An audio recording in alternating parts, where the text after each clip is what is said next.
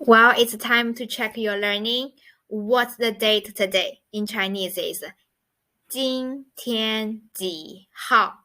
今天几号? Well, look at this calendar. 今天几号? Well, you can say it in Chinese. 11月3号. Look at this one. 今天几号? 5月10号. This one. 今天几号? 8月20号. How many do you get right? Please leave it in the comment below. Thank you for being here when you can be anywhere in the world.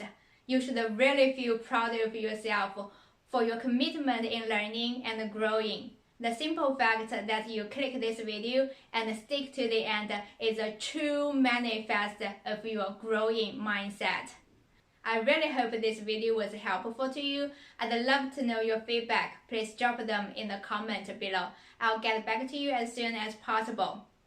By the way, I'll upload video resources weekly. Please hit the subscribe button so you won't miss a thing. Thank you so much for tuning in. I'll see you next time. 谢谢观看，我们下次再见。